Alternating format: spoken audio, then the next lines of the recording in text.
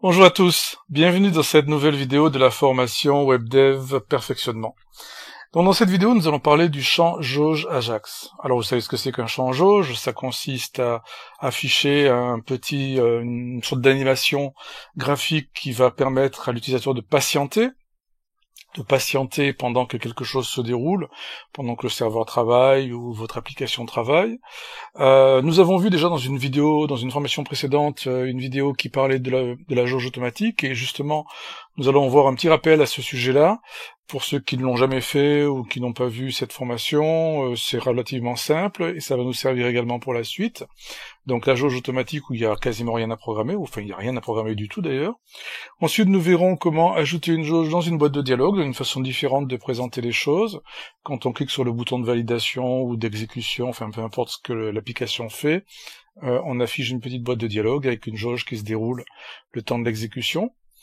Puis on verra également comment gérer une jauge infinie. Une jauge infinie, c'est très utile quand on ne sait pas combien de temps va prendre l'exécution de ce que l'on demande, et on ne peut pas donc dessiner une jauge précise.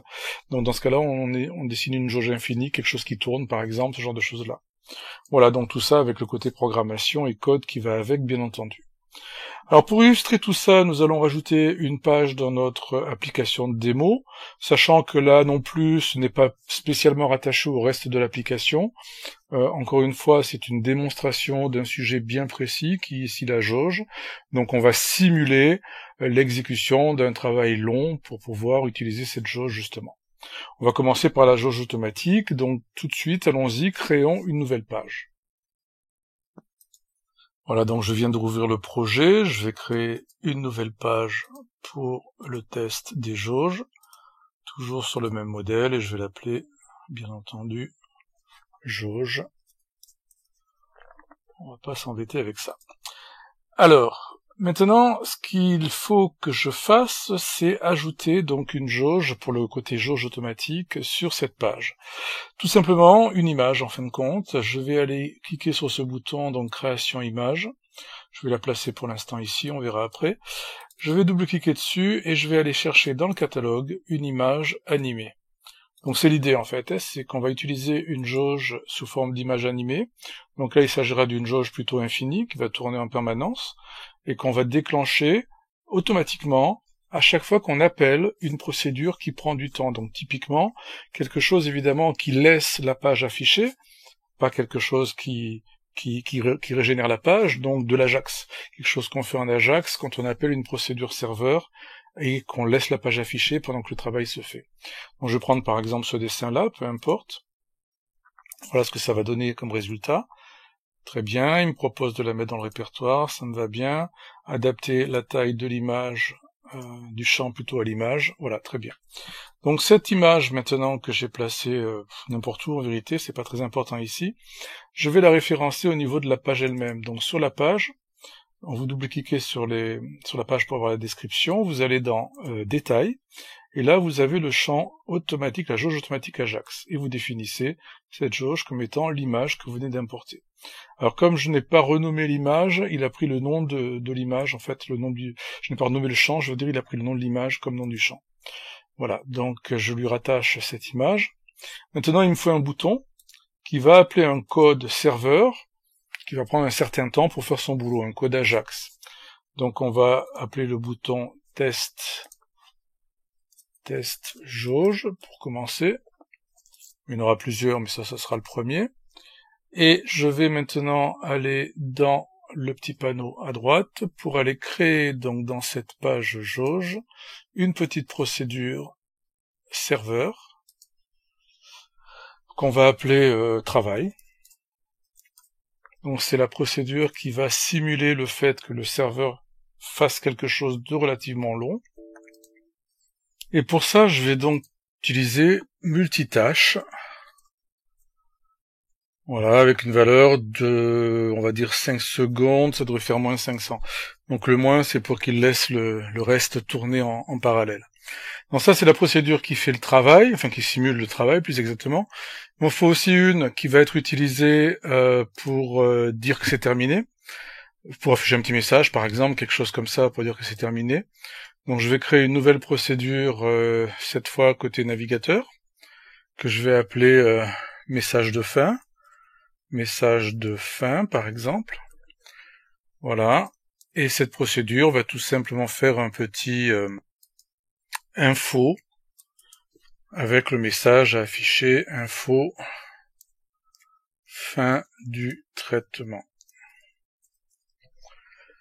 Donc, il ne faut pas maintenant oublier plusieurs petits points de détail, des détails mais qui ont leur importance. La procédure serveur que j'ai créée, qui est censée durer longtemps, il faut qu'elle soit Ajax, puisque je vais l'appeler en Ajax. Donc, il ne faut pas oublier de cocher cette petite option, Ajax.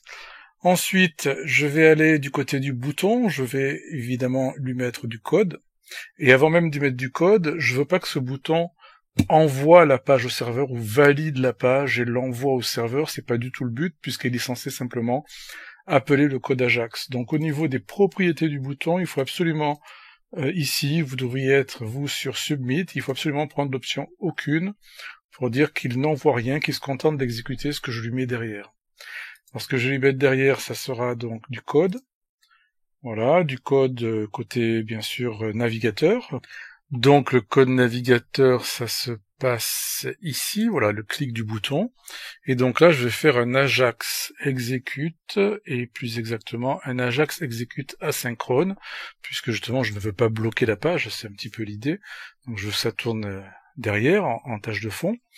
Donc l'Ajax execute asynchrone, la syntaxe c'est d'abord le nom de la procédure que je veux appeler, donc en l'occurrence travail. Ensuite, le nom de la procédure de fin. Alors, je l'ai appelé message de fin. Il faut que je le retrouve. Message de fin. Voilà. Et enfin, éventuellement, donc, les paramètres. Mais ici, j'en ai pas. Donc, ça devrait être suffisant. Je vais essayer, donc, ce test, cette page. On va faire un petit go là-dessus.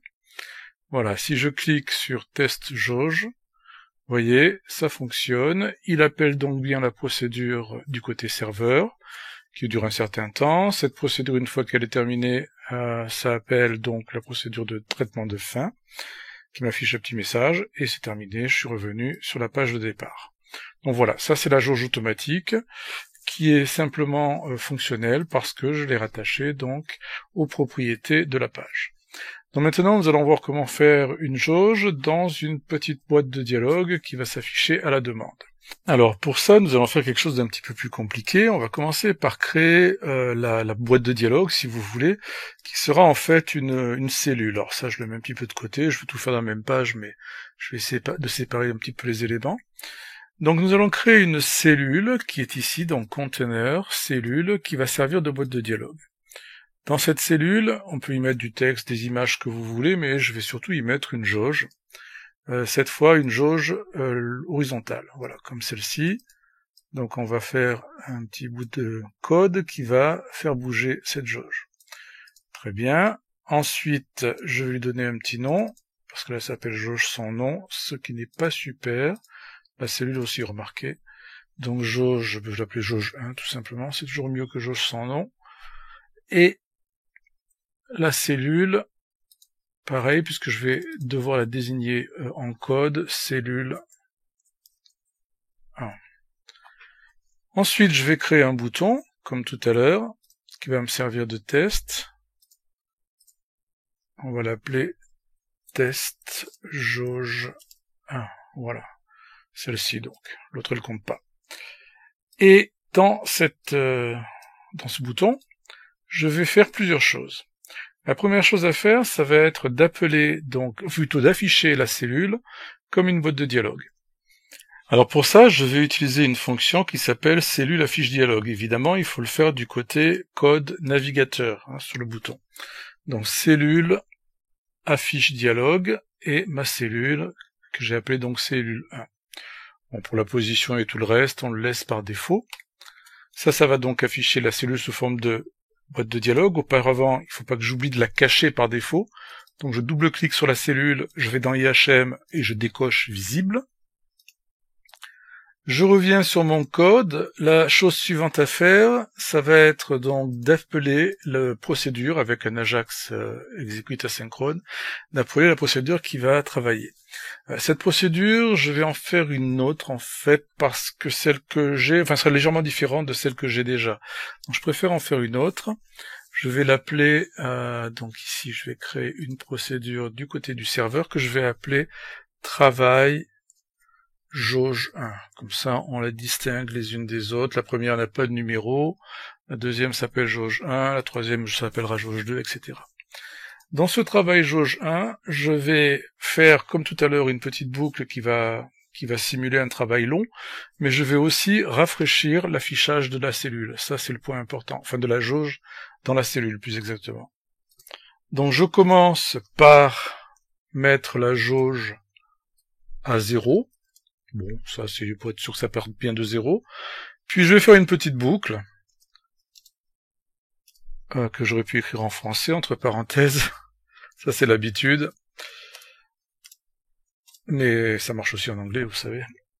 Voilà, je vais par exemple faire une boucle de 1 à 10. Dans cette boucle, je vais faire un multitâche pour attendre un petit peu. Alors, si je veux qu'au total, ça fasse quelque chose comme 4-5 secondes, bon, multitâche, je vais le faire par exemple d'une demi-seconde, moins 50. Voilà, et surtout, ma jauge, je vais lui donner une valeur, je vais l'incrémenter plus exactement, de, par exemple, 10, sachant que, par défaut, une jauge a une valeur qui va de 1 à 100, donc si je le fais 10 fois, de 10 en 10, ça devrait le faire. Je devrais arriver au bout de la jauge au bout des 10 fois. Donc bien sûr, cette procédure doit être Ajax, puisqu'elle est appelée depuis la page sans rafraîchir la page. Ensuite, au niveau du bouton, comme tout à l'heure, il faut surtout justement que je n'envoie pas la page au serveur, que je me contente d'appeler le code qui est à l'intérieur. Qu'est-ce qui me manque? Il me manque une procédure de fin qui sera un petit peu différente de celle-ci, donc je vais en faire une autre. Nouvelle procédure local navigateur, cette fois, je vais l'appeler message de fin 1, donc qui va avec la jauge numéro 1. Donc message. Voilà, donc cette procédure va faire une première chose, c'est qu'elle va cacher la cellule. Ou plus exactement, elle va fermer la boîte de dialogue, donc ça sera un cellule ferme dialogue. Voilà, cellule 1. Et on va faire un petit info pour dire que c'est terminé. Fin de traitement. Voilà, il nous reste bien entendu à appeler tout ça depuis le bouton avec un Ajax exécute. C'est pas là, évidemment, à chaque fois je me fais avoir, c'est ici. Ajax exécute asynchrone. Voilà, la procédure, c'est celle que j'ai appelée travail jauge 1. Et en fin de travail, je veux dire, on va faire un message de fin 1. Voilà, il manque un petit point, donc je vais enlever ces parenthèses là qui servent à rien. Il manque un petit point pour que ça fonctionne. Il faut absolument que j'utilise ici une fonction qui s'appelle jauge active, dans laquelle je vais activer donc la jauge que j'ai créée, voilà, à une période de 10 centièmes, c'est l'intervalle auquel il rafraîchit donc la jauge. Voilà, normalement tout est bon. Un petit problème sur le... Ah oui, il me dit que la cellule n'est pas superposable, ça je l'oublie à chaque fois. Donc au niveau de la cellule, comme elle va servir de boîte de dialogue, il faut dire qu'elle peut être superposée. Voilà, sinon ça fonctionne pas. Maintenant je fais un go. Voilà, quand je clique ici, vous voyez, alors les deux jauges fonctionnent en même temps du coup, mais c'est celle-là qui m'intéresse. Voilà, et là c'est terminé. Donc vous voyez, ça s'est bien passé, ça a affiché la jauge qui a bougé toute seule, et qui a donc fait son travail derrière en arrière-plan évidemment, tout en mettant à jour la jauge en avant-plan. Sachant que le travail réel, si on voulait faire un vrai traitement, serait fait ici, serait fait dans la boucle ou en dehors de la boucle. Il faut juste penser à intervalles réguliers à rafraîchir la valeur de la jauge. Alors maintenant, il nous reste le cas de la jauge infinie, c'est-à-dire de la jauge que l'on va utiliser quand on ne sait pas combien de temps va durer l'attente. Ici, on est censé le savoir puisqu'on fait une boucle, donc si ça va durer un certain temps, on met à jour l'avancement de la jauge, c'est facile. Mais si on ne sait pas combien de temps ça va durer, on va plutôt utiliser une jauge similaire à la première ici. Simplement ici, on va pas le faire en automatique, justement on va le faire par programmation, c'est toute la différence. Mais en vérité, ça fera strictement la même chose que ce qu'on a fait ici dans un premier temps. Donc je vais faire ce que je viens de vous dire en faisant le même principe avec une boîte de dialogue, mais on pourrait le faire sans, hein, ça marche aussi. Donc je fais une cellule, je la mets ici, ça sera la deuxième boîte de dialogue, voilà, on va mettre dans cette cellule une image correspondant donc à une jauge infinie. On va pas prendre la même, on va prendre par exemple, bon, c'est assez proche cela dit, on va prendre celle-là, pourquoi pas. Voilà. Donc il va l'appeler avec un nom un petit peu bizarre, faut faire attention à ça, il vous renomme le champ à chaque fois, il va adapter le champ à la taille, voilà, il a appelé Annie Circle, je vais l'appeler jauge 2, ça sera beaucoup mieux. Jauge 2, bon c'est la troisième, mais la première on l'avait pas numérotée, donc voilà, ça c'est pour la cellule. Bien sûr, comme tout à l'heure, il faut que je la cache, puisqu'elle servira de boîte de dialogue, et donc je ne veux la voir qu'au moment où je l'appelle. Et ici, je vais mettre un bouton que je vais appeler donc, logiquement, test jauge 2, voilà. Donc la différence entre la 1 et la 2 et la première, c'est que les deux ici sont faites par programmation. Donc ici, je vais mettre un petit bout de code. Comme tout à l'heure, je vais faire alors dans le clic, faut pas se tromper d'endroit, clic côté navigateur, voilà. Je vais faire un cellule affiche dialogue 2, alors évidemment je l'ai pas renommé, donc c'est celle-ci, mais je vais quand même aller la renommer. Voilà, on va l'appeler cellule 2. La première, je l'avais appelée cellule 1, donc ça marche. Donc ici, bien entendu, on va changer le nom. Voilà, cellule affiche dialogue. Ensuite, on va donc afficher, ou plutôt déclencher le processus avec un Ajax execute, mais il faut auparavant, bien entendu, créer la fonction. Alors, moi je vous propose de dédoubler la première en faisant ce que je viens de faire. Vous voyez, j'ai un petit peu triché, j'ai fait glisser la procédure sur procédure locale, ça en a créé un double. Maintenant, je peux aller le renommer. Voilà, je vais l'appeler jauge 2. Et celle-là, elle va se contenter de faire un travail long, mais elle ne manipule plus la jauge, puisque c'est une jauge infinie. Donc voilà, tout ce qui nous intéresse, c'est juste le travail long. On va faire pareil pour le message de fin, je le fais glisser là.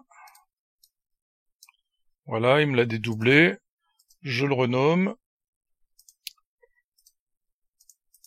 On va peut-être enregistrer d'abord. Voilà. Bon. On va le faire ici alors.